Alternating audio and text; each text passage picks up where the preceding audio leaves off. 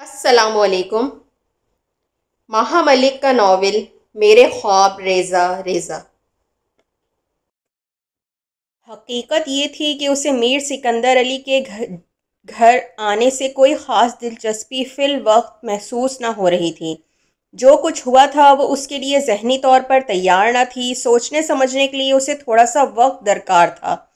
صبح وہ گھر سے محض آؤٹنگ کے لیے اور ذہنی طور پر فریش ہونے کے لیے نکلی تھی۔ یوں اچانک شادی کر کے سکندر علی کے گھر جانے کے متعلق اس کے ذہن میں کوئی گمان تک نہ تھا۔ اسے تو ساتھ بیٹھا سکندر علی بھی اجنبی اجنبی سا لگ رہا تھا۔ بطور شوہر اس کا دل تسلیم ہی نہ کرتا تھا۔ وہ اپنی سوچوں میں گم تھی جب گاڑی کے رکنے پر اس نے چونک کر سامنے دیکھا تھا۔ ارے اس کے منہ سے بے اختیار نکلا تھا، یہ تو تمہارا گھر آ گیا۔ سکندر علی نے مسکرا کر جملہ مکمل کیا۔ ہاں ہم یہیں آئے ہیں۔ لیکن وہ حیران تھی۔ ڈونٹ وری ڈارلنگ، وہ شاندار کوٹھی آج بھی تمہاری منتظر ہے، لیکن میں چاہتا ہوں تم پورے آنر کے ساتھ اس میں داخل ہو۔ اس ویڈنگ ڈریس میں جو میں نے خصوصی طور پر تمہارے لیے تیار کروایا ہے۔ ہزاروں نگاہیں تم پر ہوں، تمہیں رشک سے دیکھتی ہوں، اس لیے فی الوقت میں تمہیں یہاں لے آیا ہوں۔ بس چند دن انتظار کر لو۔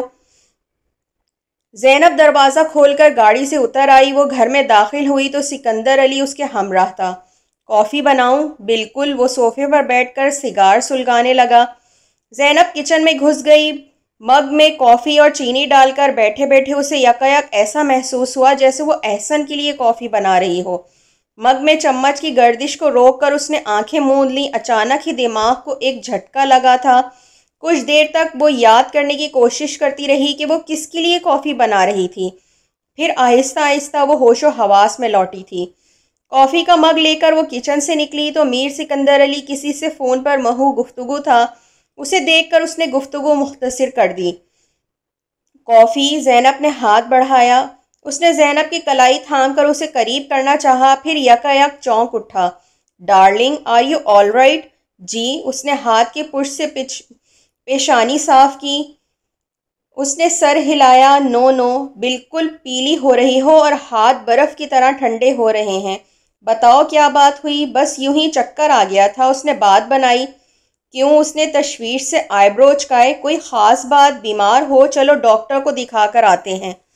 ارے نہیں، وہ پھیکی سی ہنسی ہنس دی۔ آپ خوامخواہ ہی پریشان ہو رہے ہیں۔ میں بالکل ٹھیک ہوں، بس ذرا سا تھکان محسوس ہو رہی تھی۔ ابھی کافی پیوں گی تو بالکل فٹ ہو جاؤں گی۔ وہ سوچتی ہوئی نظروں سے اس کا جائزہ لینے لگا۔ زینب انگلی میں پڑی زمرد کی انگوٹھی سے کھیلنے لگی۔ وہ عین اسی جگہ بیٹھا تھا جہاں بیٹھ کر ٹی وی دیکھنا کبھی احسن کا پسندیدہ کام تھا۔ اسے محسوس ہوا کہ اس کی پیشانی ایک مرتبہ پھر پسینے سے بھیگنے لگی تھی۔ یہ کیا ہو رہا تھا اسے؟ وہ خوفزدہ ہو گئی۔ احسن سے علیحدگی کو 4 ماہ سے زیادہ کا عرصہ ہو چکا تھا۔ یہ نہیں تھا کہ اس عرصے میں اسے احسن کی یاد بالکل نہیں آئی تھی یا سوچ کے سیراب نے اسے پریشان نہیں کیا تھا، لیکن آج میر سکندر علی کی قربت میں اس کا ذہن جو آنکھ مچولی کھیل رہا تھا وہ نہ صرف پریشان کن تھا بلکہ اس کی سمجھ سے بھی باہر تھا۔ میں اب چلوں گا۔ وہ کافی کا مگ رکھ کر کھڑا ہو گیا تو وہ چونک اٹھی۔ بیٹھیں کچھ دیر، وہ محض اتنا ہی کہہ سکی۔ ایک ضروری میٹنگ ہے، ورنہ تم جانتی ہو یہ وقت کتنا قیمتی ہے۔ وہ مسکرایا تھا۔ تم ریسٹ کرو، مجھے تمہاری طبیعت ٹھیک نہیں لگتی۔ پھر کب آئیں گے آپ؟ ڈیپینڈز۔ وہ مسکرایا۔ جب ٹائم ملے گا میں آ جاؤں گا۔ You don't worry. اور ہاں، مجھے یہ آپ جناب کے تکلفات پسند نہیں۔ مجھے تم کہہ کر مخاطب کیا کرو، اچھا لگتا ہے۔ کوشش کروں گی۔ اوکے۔ اس نے حسب عادت اس کا رخسار چھوا تھا۔ پھر ملتے ہیں۔ میر سکندر علی کے چلے جانے کے بعد اس نے دروازہ بند کیا تھا، پھر وہ اندر چلی آئی۔ شام ہو چلی تھی۔ لباس تبدیل کر کے اس نے خود کو قدرے بہتر محسوس کیا۔ وہ ایک کپ چائے پینا چاہتی تھی۔ اسے کافی بہت زیادہ پسند نہیں تھی۔ سکندر علی کا ساتھ دینے کے خیال سے وہ پی تو لیتی تھی، لیکن محض اوپری دل سے۔ چائے کی طلب پھر بھی باقی رہتی تھی۔ وہ کچن میں آ کر چائے بنانے لگی۔ اس کے ذہن میں جیسے الجھی ہوئی سوچوں کے جالے لٹکے ہوئے تھے۔ دھن سی تھی جو کسی طور نہ ہٹتی تھی۔ چائے کی خوشبو اس کے ارد گرد پھیلی تو اس نے چونک کر پانی میں جوش کھاتی پتی کو دیکھا۔ وہ خوشبو تھی یا احسن کا احساس؟ اندر ایک کراہ ابھری تھی۔ اسے چائے کس قدر پسند تھی، میرے ہاتھ کی چائے پینا اس کا بے ضرر سا شوق تھا۔ اب وہ کہاں کس کے ہاتھ کی چائے پیتا ہوگا؟ زینو چائے لے آؤ یار، ذہن کے دریچوں میں ایک بازگشت آ کر ٹکرائی تھی۔ جانو یہ چائے بنا رہی ہو یا پائے آ بھی چکو یار۔ سلیب پر رکھا ہاتھ اس کا دھیرے دھیرے سے کانپنے لگا۔ یہ آواز حقیقت تھی یا سراب؟ اسے تو ایسا محسوس ہو رہا تھا جیسے وہ اندر کمرے میں بیٹھا اسے آوازیں لگا رہا ہو۔ زینو آ بھی جاؤ، زینو زینو، اس کے چاروں طرف آوازیں گونجنے لگیں۔ نہیں، اس نے سختی سے کانوں پر ہاتھ جما لیا۔ پھر اس نے چولہا بند کیا اور بھاگتی ہوئی کچن سے نکل آئی۔ مغرب کے وقت کا دھندلا کھڑکیوں کے شیشوں کو پار کر کے پورے گھر میں پھیل گیا تھا۔ اسے لگا جیسے پورے گھر میں سفید سفید سائے حرکت کر رہے ہوں۔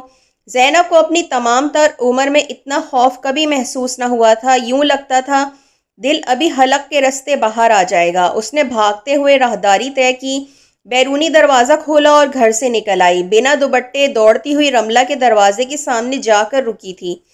ایک تواتر سے بجتی بیل کے جواب میں دروازہ رملہ کی ملازمہ نے کھولا تھا۔ زینب بی بی آپ، وہ اسے اچنبے سے دیکھنے لگی۔ خیریت تو ہے نا؟ مجھے اندر آنے دو۔ وہ یوں تھوک نگل کر بولی تھی جیسے وہ اسے گھر میں داخل ہونے سے منع کر رہی ہو۔ ہاں ہاں آ جائیں، وہ سائڈ میں ہو کر بولی۔ ویسے رملہ بی بی تو گھر پر نہیں ہیں، گاڑی لے کر نہ جانے کہاں نکلی ہوئی ہیں۔ زینب مزید کوئی بات کیے بغیر چھپاک سے اندر گھس آئی۔ خیریت ہے نا؟ یوں بغیر دوپٹے چہرے پر ہوائیاں لیے چلی آ رہی ہیں، کچھ بتائیں تو کیا ماجرا ہے؟ وہ اس کے لیے پانی کا گلاس لے آئی تھی۔ اس نے ایک سانس میں گلاس خالی کر دیا۔ اکیلی ہے نا، ڈر گئی ہوں گی۔ پھر وہ خود ہی ایک نتیجہ اخذ کر کے تعصب سے بولی تھی، عورت ذات کتنی ہی بہادر بن لے، مرد کے بغیر اس کا گزارا نہیں۔ اس کے ہاتھ سے پانی کا گلاس لے کر وہ مڑ گئی۔ وہ رملہ کی بہت پرانی ملازمہ تھی، ساری کہانیوں کی چشمدید گواہ، اس سے کچھ چھپا ہوا نہ تھا۔ زینب کافی دیر وہاں بیٹھی اپنی حالت پر غور کرتی رہی تھی۔ اس کی سمجھ میں کچھ بھی نہ آیا۔ پھر رملہ کے گھر لوٹنے سے قبل ہی وہ وہاں سے اٹھ آئی تھی۔ فی الحال وہ اس کا سامنا کرنے کے موڈ میں بالکل بھی نہیں تھی۔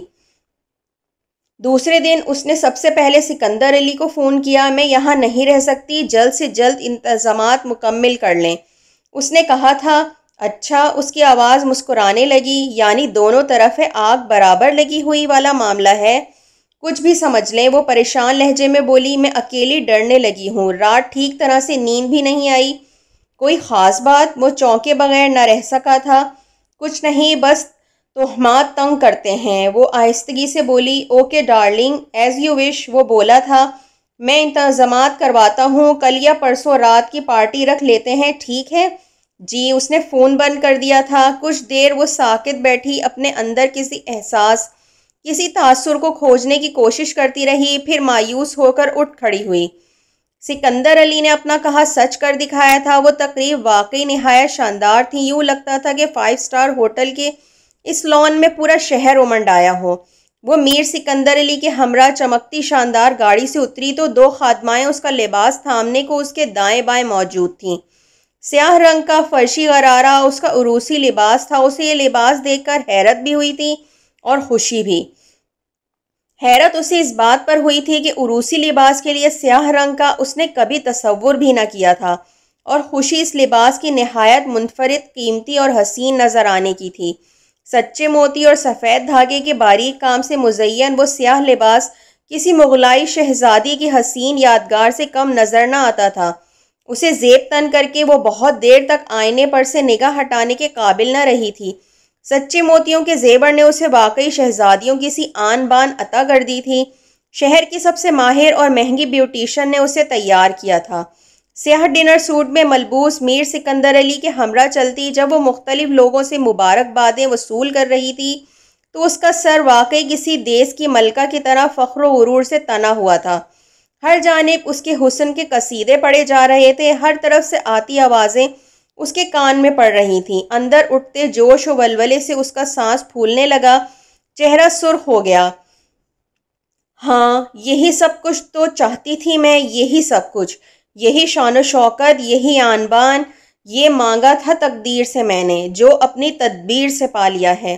میں زینب سکندر علی، یہاں سارا شہر جمع ہے، مگر کون ہے میرے مقابلے کا؟ میں تمہیں پہچاننے لگی ہوں۔ دفتن اس کے پہلو میں کھڑی ایک خاتون نے قدرے اچنبے سے کہا تھا، تم ایک مرتبہ رملہ کے ساتھ آئی تھی میرے گھر، یاد ہے؟ زینب نے پریشانی سے اس بھاری تن و توش کی حامل خاتون کو دیکھا جس کے چہرے پر خوشحالی اور بے نیازی کی چھاپ تھی۔ آپ کی تعریف؟ اسے بھی وہ چہرہ شناسا سا لگا۔ مجھے مسز شیخ کہتے ہیں، ایک پارٹی میں تم رملہ کے ساتھ میرے گھر آئی تھی، ہے نا؟ اوہ، اسے پلک جھپکتے میں یاد آ گیا۔ جی جی جی ہاں، تم تو شاید انہوں نے باقی کی بات کو لبوں میں ہی دبا لیا تھا۔ زینب کو یاد آیا وہ ان دنوں پریگننٹ تھی۔ مسز شیخ کو وہ کچھ زیادہ ہی یاد رہ گئی تھی۔ رملہ کو انوائٹ نہیں کیا تم لوگوں نے، یا وہ خود نہیں آئی؟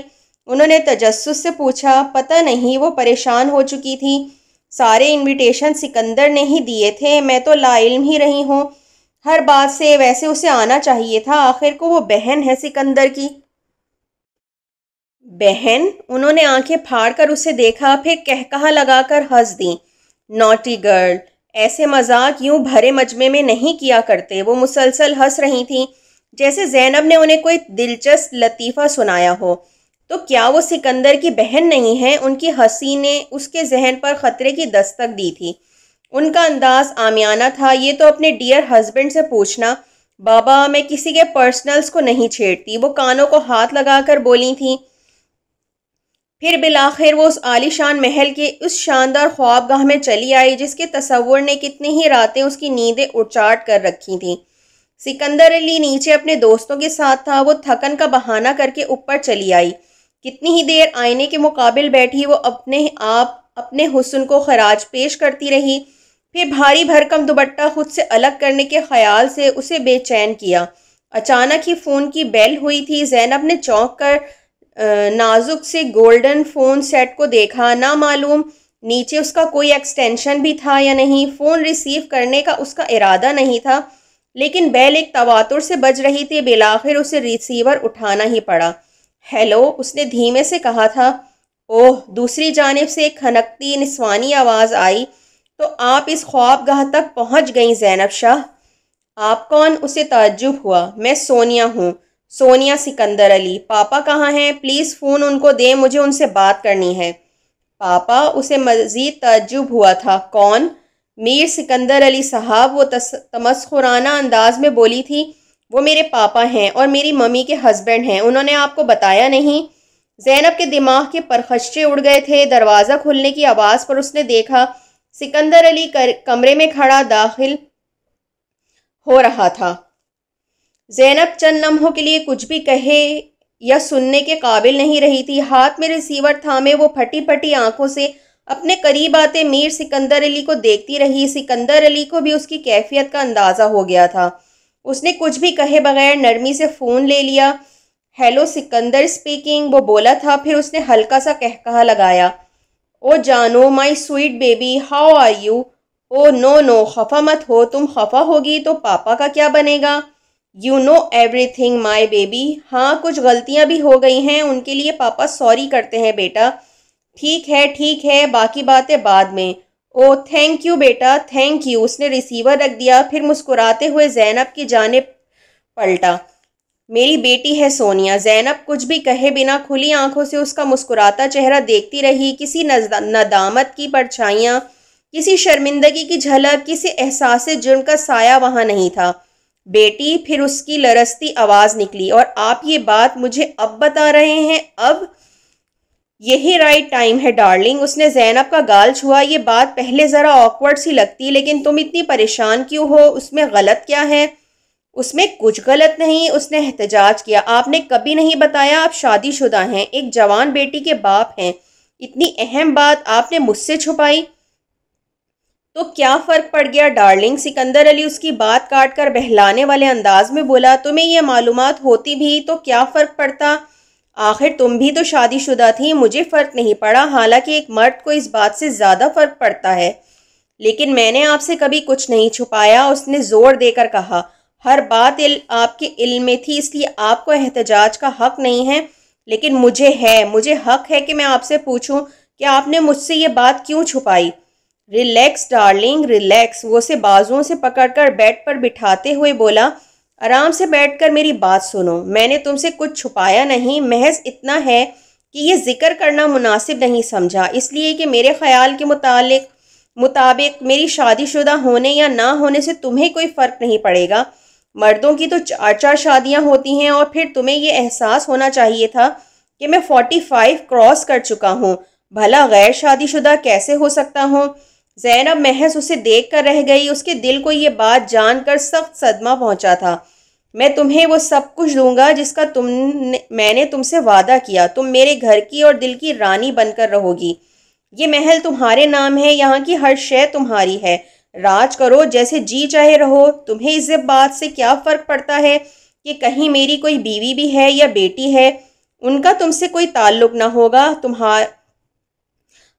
تمہارے بیچ کوئی تیسرا نہیں آئے گا، پھر بھی مجھے آپ سے ہمیشہ یہ شکوہ رہے گا کہ آپ نے مجھ سے اتنی اہم بات چھپائی، یہ ایک حقیقت ہے اور آپ اس سے انکار نہیں کر سکتے۔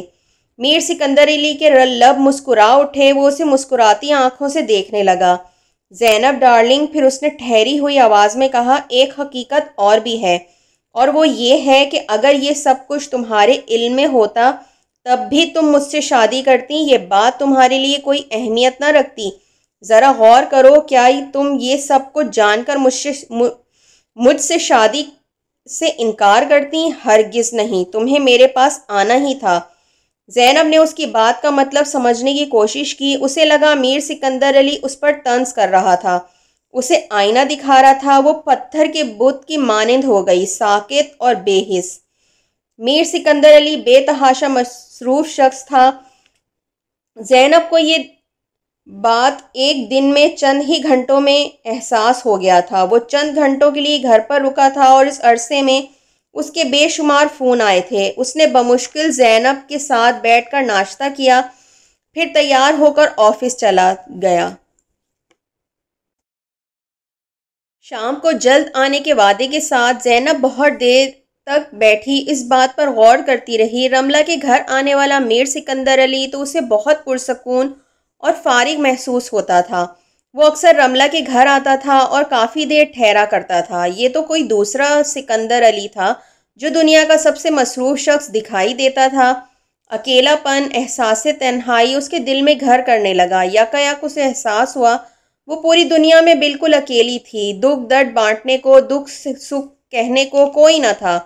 کتنی دیر بیٹھی وہ اس حسین خوابگاہ کے در و دیوار کو دیکھتی رہی، ایک ایک شے پر غور کرتی رہی، لیکن دل کو کچھ بھی اچھا نہیں لگ رہا تھا، ہر شے آج دسترس میں تھی اور ہر شے سے دل بھرا ہوا محسوس ہوتا تھا۔ وہ اٹھ کر ڈریسنگ روم میں چلی آئی، وارڈروب کھول کر خوبصورت قیمتی ملبوسات پر نگاہ دوڑانے لگی، یہ سب ملبوسات اس نے اپنی پسند سے خریدے تھے، ایک سے ایک بہترین لباس کا انتخاب کیا تھا، ہر کپڑے کی قیمت ہزاروں سے باتیں کرتی تھی، وہ ہر لباس نکال کر دیکھنے لگی، لیکن کوئی ملبوس ایسا نہ تھا جسے پہننے کو اس کا جی چاہتا۔ بے دلی سے وارڈروب بند کر کے وہ ڈریسنگ روم سے نکل آئی، یہ مجھے کیا ہو گیا ہے، مجھے کیا ہو گیا ہے، وہ دونوں ہاتھوں سے سر تھام کر اس نے بے بسی سے سوچا، جس زندگی کو پانے کے لیے اپنا سب کچھ داؤ پر لگایا، آج اسی زندگی میں مجھے کشش محسوس نہیں ہو رہی، کیا کسی کی بددعا لگی ہے مجھے؟ اسے احسن ایاز یاد آیا، دل لمحے بھر کے لیے ٹھہر گیا، آنکھیں پھیلیں اور کسی غیر مرئی نقطے پر مرکوز ہو گئیں، اسے یکایک اپنی ناخوشی کی وجہ سمجھ میں آئی، تو کیا لاشعوری طور پر میں تمہیں یاد کیے جا رہی ہوں، لیکن نہیں، یہ کیسے ہو سکتا ہے؟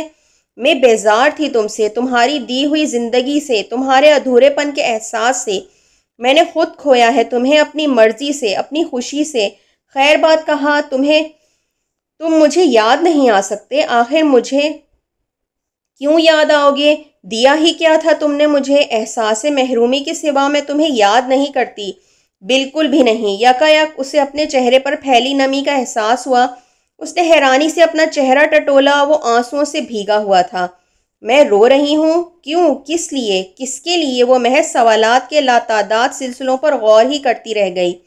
شام تک اس کی طبیعت سنبھل چکی تھی، جذباتیت کا بہاؤ گزر چکا تھا، نہا کر اس نے مرون کلر کا ایک نہایت دیدہ زیب لباس زیب تن کیا، ہونٹوں کو ڈارک مرون لپسٹک سے سجایا اور بالوں کو سوار کر نیچے چلی آئی۔ بڑے ہال میں لگی تمام لائٹیں روشن تھیں، فانوس جھلملا رہے تھے۔ زینب آخری سیڑھی پر رک گئی، بے حد حسین منظر تھا۔ ایک ایک شے سے روشنی پھوٹ رہی تھی، در و دیوار جگمگا رہے تھے۔ اس منظر کا حصہ بننے کی خواہش اس کے دل میں ابھری تو وہ آخری سیڑھی سے اتر کر آگے بڑھ گئی۔ اسی لمحے کسی کونے سے نکل کر ملازم تیزی سے اس کی سمت بڑھا تھا۔ بیگم صاحبہ، چائے لاؤں یا کافی پسند کریں گی؟ زینب نے لمحے بھر کے لیے سوچا۔ اس نے صبح کا ناشتہ کیا ہوا تھا، بھوک محسوس ہو رہی تھی، لیکن کھانا وہ سکندر علی کے ساتھ ہی کھانا چاہتی تھی۔ چائے لے آؤ، اس نے کہا، ساتھ میں کچھ ہلکا پھلکا کھانے کے لیے بھی لانا۔ جی بہتر، وہ مؤدب انداز میں کہہ کر پلٹ گئی۔ زینب ہال کے ایک کونے میں بنے ریک میں رکھے ٹی وی کے جانب بڑھ گئی۔ صوفے میں دھنس کر وہ ٹی وی کی چینل بدل رہی تھی جب فون کی بیل بج اٹھی۔ ٹیلی فون سیٹ بالکل اس کے قریب ہی رکھا تھا۔ اس نے اٹھ کر فون اٹھا لیا۔ ہیلو؟ زینب دوسری جانب سے آتی رملہ کی آواز پہچان گئی۔ جانے کیوں اسے رملہ کی آواز سن کر خوشی ہوئی تھی، جیسے اجنبی دیار میں کوئی اپنا نظر آیا ہو۔ سکندر کو فون دو، وہ بغیر کسی سلام دعا کے کہہ رہی تھی۔ زینب کا دل مرجھا گیا۔ سکندر تو ابھی گھر نہیں آئے۔ وہ خود پر قابو پا کر بولی، تم کیسی ہو، ملنے نہیں آؤ گی؟ سکندر آئے تو کہنا مجھ سے بات کر لے، اس کا موبائل بھی نہیں لگ رہا، مجھے ضروری کام ہے۔ اس نے فون بند کر دیا۔ زینب ریسیور کو دیکھتی رہ گئی۔ ایسا لگ رہا تھا جیسے رملہ نے اس کی بات سنی ہی نہ ہو۔ اسے سخت غصہ بھی آ رہا تھا۔ آخر اس کو ہوا کیا ہے؟ اچھی بھلی تھی، میں نے جیسے اس کا کچھ چرا لیا ہو، بد تہذیب عورت۔ وہ زیر لب بڑبڑا کر اپنی بھڑاس نکالنے لگی۔ ہیلو ڈارلنگ، پیچھے کھڑے سکندر علی نے اچانک ہی اس کا گال چھوا تھا۔ وہ بری طرح سے چونک اٹھی۔ وہ اسی طرح دبے قدموں آ کر چونکا دیا کرتا تھا۔ عجب پر اسراریت تھی اس کے انداز میں۔ اوہ آپ! اسے شک تھا کہ سکندر علی نے اس کی بڑبڑاہٹ سن لی تھی۔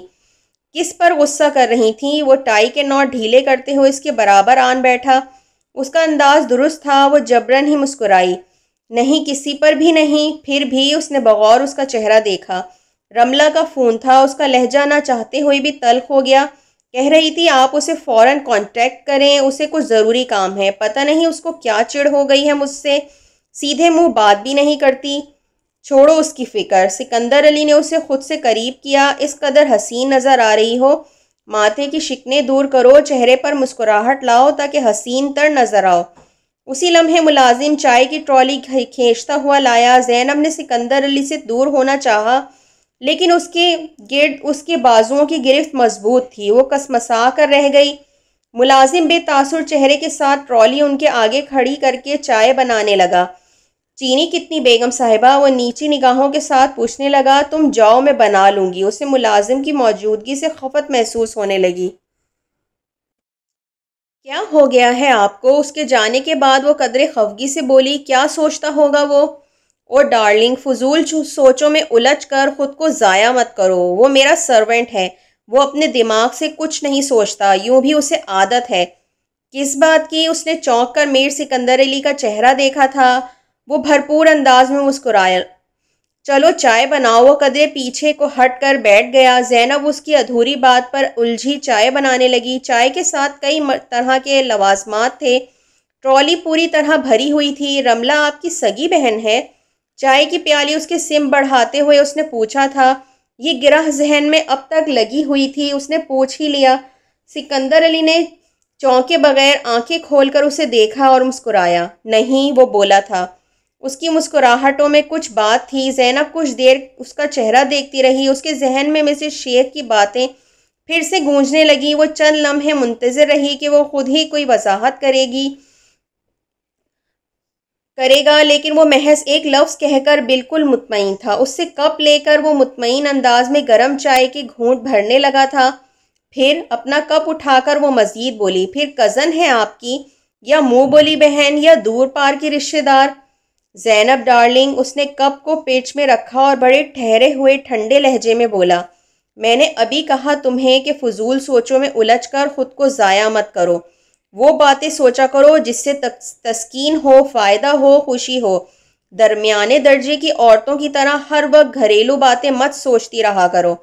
زینب کو اس کے ٹھنڈے لہجے کے پیچھے چھپے اس کے سلگتے غصے کا احساس ہوا۔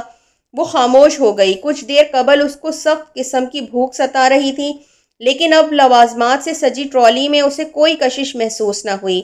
ایک نمکین بسکٹ کھا کر اس نے چائے پی۔ چائے بھی قدرے سٹرونگ تھی، اس کا حلق تلخ ہو گیا تھا۔ سکندر علی نے کپ ٹرالی میں رکھا اور اٹھ کر کھڑا ہو گیا۔ آؤ اوپر اپنے کمرے میں چلتے ہیں، کچھ دیر بعد فریش ہو کر کہیں چلیں گے۔